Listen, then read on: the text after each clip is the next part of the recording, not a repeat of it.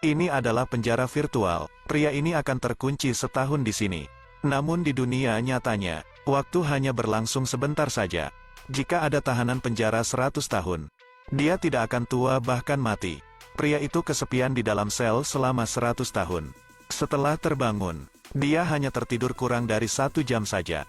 Lalu gadis yang bernama Ren mencoba produknya tersebut. Pada hari pertama, dia mulai ada perubahan suasana hati. Dia membuka lemari dan menemukan ada beberapa barang, seperti peralatan mandi, botol air, bahkan makanan kaleng pun tersedia. Dia bingung apa yang harus dilakukan. Jadi untuk menghabiskan waktu, dia mulai melatih tubuhnya, dan setelah lelah, dia makan makanan enak.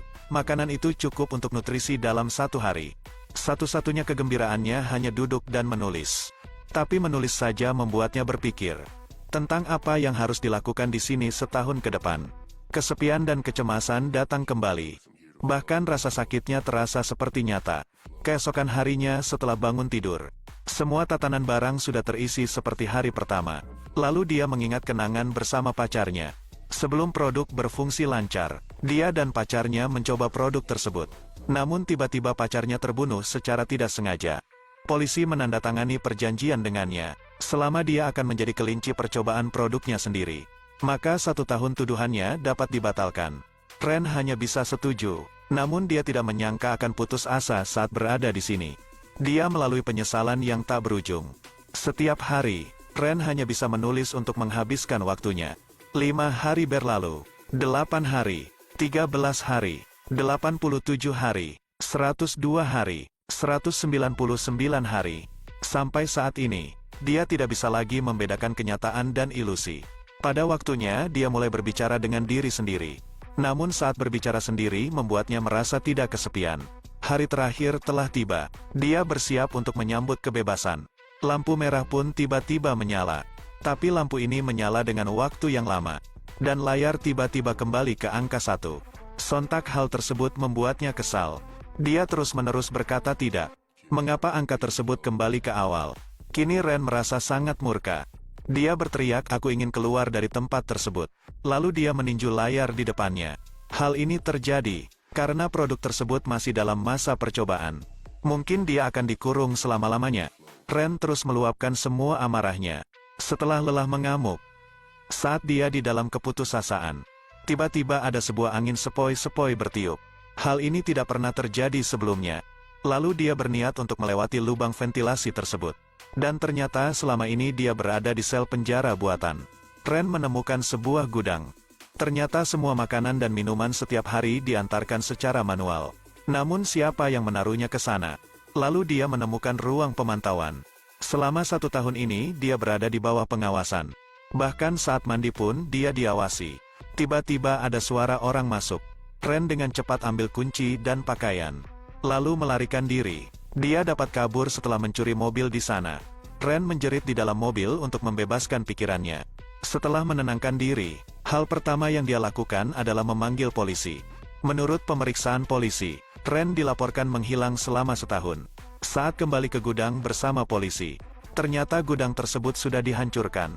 Ren tidak mempunyai bukti. Dia hanya bisa kembali ke perusahaan. Di sini juga tidak ada yang tersisa. Kemudian dia bertemu dengan temannya. Temannya memberitahu bahwa pacarnya masih hidup. Dia disuruh terlibat konspirasi oleh orang-orang di perusahaan. Lalu dia bertemu dengan pacarnya. Setelah itu mereka mengobrol di sebuah restoran, bahwa orang-orang perusahaan telah menggunakan hak ciptanya agar bisa mengoperasikan sistem realitas virtual. Cukup masukkan setetes obat mata, mereka dapat mengontrol otak manusia.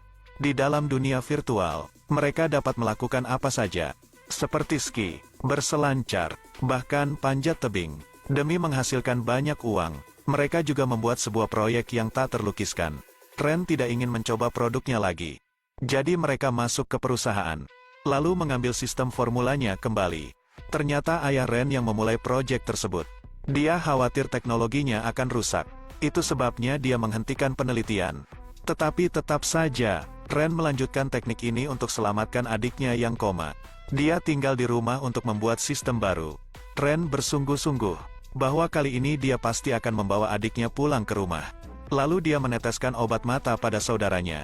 Sang adik langsung membuka matanya. Namun tak lama kemudian si adik tiba-tiba kejang. Karena tak ingin adiknya menderita. Secara terpaksa Ren mencabut alat bantu adiknya. Dia duduk di samping adiknya yang sudah meninggal. Lalu seorang pria tiba-tiba muncul. Pria itu adalah rekan di perusahaannya. Di sela-sela mereka mengobrol, Ren mendapat penglihatan lain. Lalu dia menyadari bahwa dia masih berada di alam mimpinya. Setelah selama setahun berada di alam virtual, kini dia terbangun secara sendirinya. Setelah bangun tidur, rekannya tiba-tiba keluar, tapi Ren dengan cepat memukulnya dengan marah. Setelah melihat laptop mahal, dia langsung melemparnya ke tanah. Dan Ren mengatakan bahwa dia tidak akan mengembangkan produknya. Pria itu marah atas keputusan dari Ren. Beberapa hari kemudian, Ren datang ke perusahaan karena terus-menerus ditelepon. Sebelumnya Ren dapat keluar dengan sendirinya dari alam virtual. Dia menyuruhnya untuk kembali ke penjara virtual lagi. Maka dia akan mendapat perbaikan akhir. Tapi setelah mendapat tekanan hebat, Ren tidak ingin kembali ke sana lagi. Baru saja akan pergi, rekannya tiba-tiba menariknya kembali. Lalu dia dengan paksa meneteskan obat mata itu padanya. Ren mulai kehilangan kesadarannya. Dia meminta bantuan. Namun kini dia telah memasuki alam virtual. Pria itu menyuruh rekan lain untuk menempelkan alat pantau. Tapi rekannya hanya diam saja. Lalu tak lama kemudian, dia membawakan alat pantau padanya. Ren tidak akan lagi melampiaskan amarahnya. Karena dia sudah lama berada di alam virtual. Dia kini akan mencoba menenangkan diri. Dan mencoba merusak sistem yang berada di sana.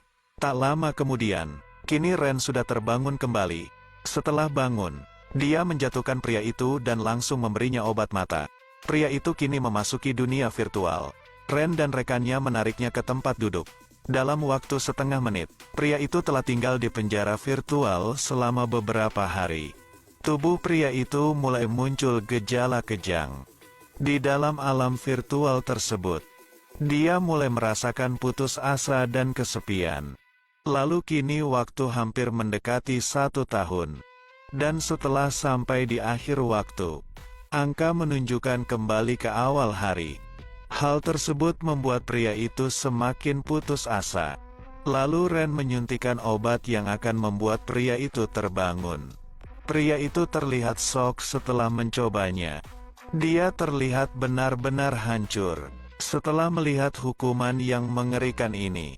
Sekarang dia tidak ingin lagi menyentuh teknologi virtual. Filmnya sudah berakhir. Memasuki era ilmu pengetahuan dan teknologi. Masa depan mungkin benar-benar akan memunculkan teknologi tersebut. Kita juga harus beradaptasi dengan teknologi yang berkembang. Jika benar teknologi virtual telah terjadi, mungkin kebanyakan orang seperti kaum rebahan tidak ingin kembali ke dunia nyata. Dan cerita pun selesai. Ikuti terus Sulaiman LS untuk mendapatkan video selanjutnya.